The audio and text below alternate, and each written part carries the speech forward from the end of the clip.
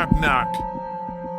I woke up to the sound of someone knocking on the door of our house.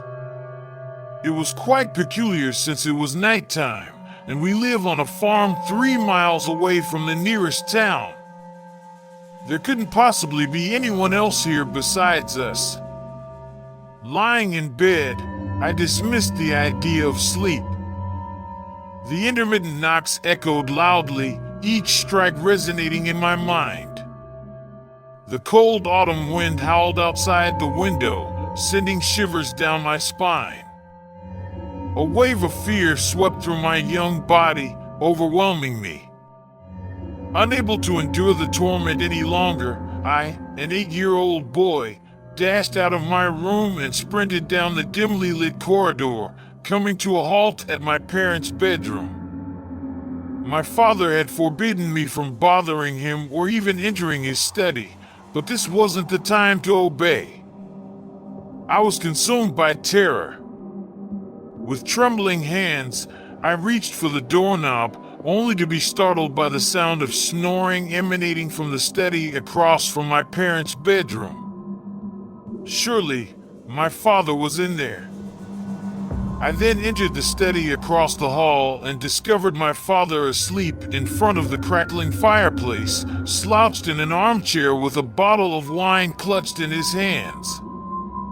He often drowned his loneliness in alcohol ever since Mom left us, abandoning us without even a goodbye.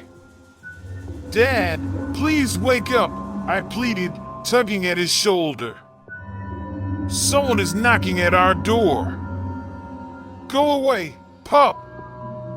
You're just imagination things again." He grumbled, dismissively cutting me off before I could finish my sentence.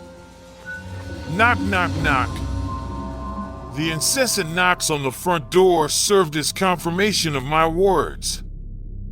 My father's eyes widened in surprise as he turned to look at me. Swiftly rising from his chair, he reached for his trusty old coat resting on the shelf. Checking the rounds, he made his way towards the staircase.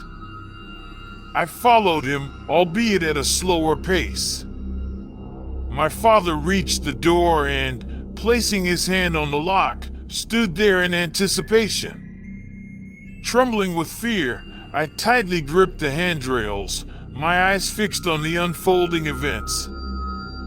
Knock, knock, knock. The sound of knocking echoed through the house once more. My father swiftly unlocked and swung open the door, allowing the wind to rush in, carrying a swirl of leaves into our home. Yet, to our surprise, there was no one on the porch. This unexpected turn of events left me greatly perplexed. In response, my father cautiously stepped outside, only to find himself once again confronted with an empty porch. Gathering my courage, I descended the steps and joined my father outside. As soon as I crossed the threshold, a faint silhouette came into view, standing nearby. The figure was draped in gray attire, leaving me uncertain of their identity. Was it a woman? Or perhaps a man?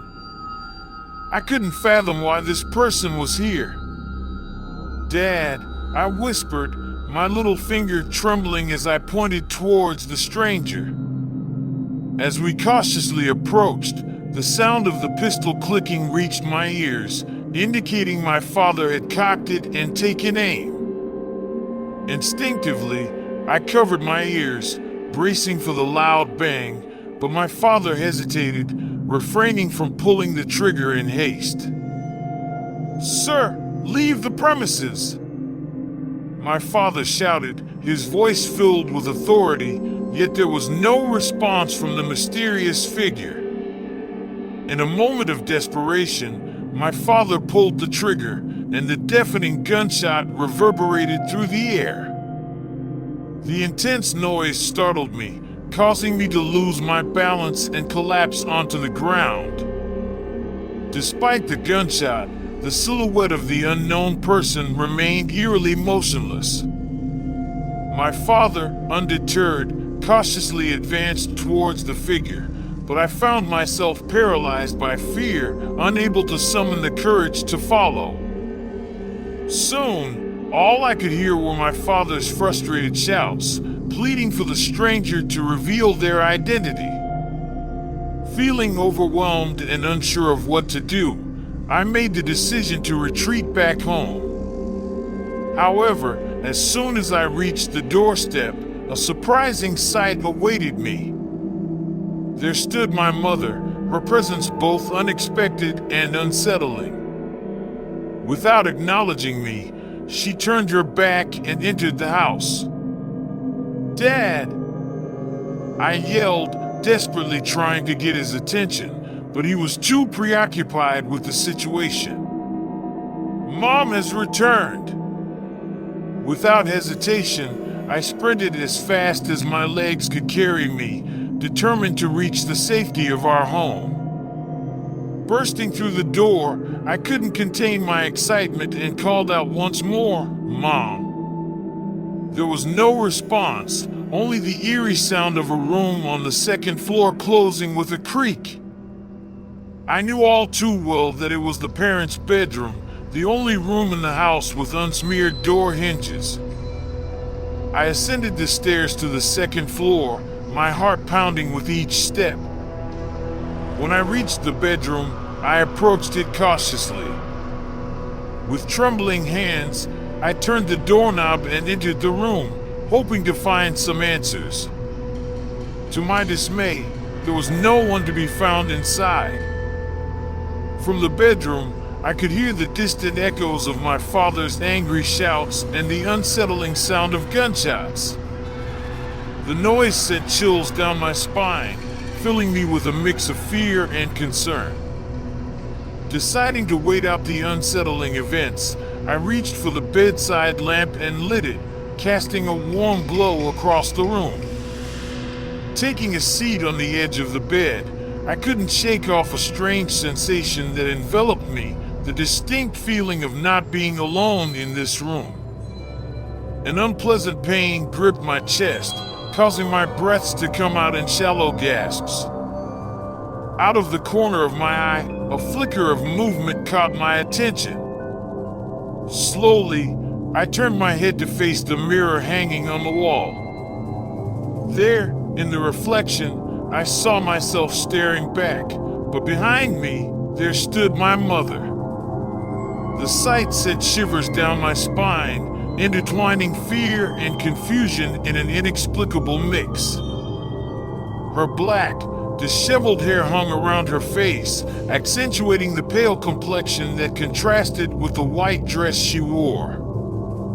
Bloodstains marred the fabric, telling a haunting tale of tragedy. The sorrowful expression etched upon her face deepened the weight of her presence, and a black mark on her forehead stood out starkly. I couldn't bear to meet her gaze any longer, so I turned around abruptly, hoping to escape the chilling sight. However, when I faced the room once more, all that met my eyes was the silent, unassuming presence of the wardrobe. Knock, knock, knock. Someone rapped on the other side of the wooden box. Despite the instinctual urge to run, an inexplicable force held me back, compelling me to face the ominous presence before me. With trembling hands, I mustered the courage to approach the wardrobe. Gripping the cold iron handles, I pulled them towards me, slowly revealing what lay hidden within. In that haunting moment, a ghastly sight unfolded before my eyes. A skeleton, its empty sockets staring back at me, adorned with black hair that clung to its bony skull. Dressed in a tattered white dress, it tumbled out of the wardrobe and landed on me with a chilling thud. Caught off guard by this shocking and unexpected encounter, my lungs released a piercing scream, reverberating through the room in a desperate plea for escape. Under the glow of the lamp, I mustered the courage to observe the chilling sight before me. The skeletal remains revealed the form of a woman. In horror, I noticed a gaping hole in her skull, a stark reminder of a violent fate. Her once white dress now bore the dark stains of dried blood. It was my mother, forever trapped in this haunting form. As the weight of this realization settled upon me, a torrent of thoughts entangled my mind, each strand more bewildering than the last. My legs grew weak, trembling under the weight of the truth, and I clung desperately to the edge of the bed for support. "I warned you to stay out." My father's voice rang out, filled with a deranged intensity as he stood rigidly in the doorway.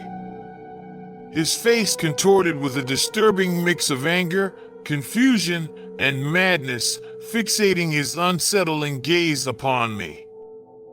Time seemed to stretch as we locked eyes, a silent confrontation that hung heavy in the air.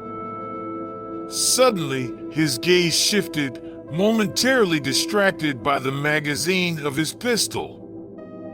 A chilling whisper escaped his lips, carrying an ominous weight. "The last one," he muttered, his words laced with an eerie finality. With a steady hand, he raised the barrel of the pistol, pointing it directly at me. His gaze shifted from me to the haunting sight of my mother's skeletal remains, and an overwhelming wave of emotions washed over him. Tears streamed down his face, mingling with his despair. "Look at what alcohol does to people," my father whispered, his voice filled with remorse and self-realization. The hand that held the weapon trembled uncontrollably, betraying his inner turmoil. In that chilling moment, a cold hand rested upon my shoulder, sending shivers down my spine. My father's lips quivered as he attempted to utter words, but only silence escaped them. Overwhelmed by the weight of the situation, my consciousness faltered, and darkness enveloped me as I lost consciousness. As my consciousness slowly returned, I found myself lying upon the cold, bony remains of my own mother. A profound sense of horror and disbelief washed over me. I turned my gaze towards the doorway, and there, sprawled lifelessly, lay my father. His life had been extinguished in this tragic encounter. The scene before me was a macabre tableau of tragedy. The door, once a threshold of safety, now bore the haunting marks of violence, stained with the evidence of a terrible struggle. At its threshold lay a discarded pistol, a chilling reminder of the events that had unfolded. Before hastily leaving the room, I couldn't help but notice a chilling sight. Above the bed, etched into the surface, were the haunting words, "Knock, knock, knock. I will always be nearby."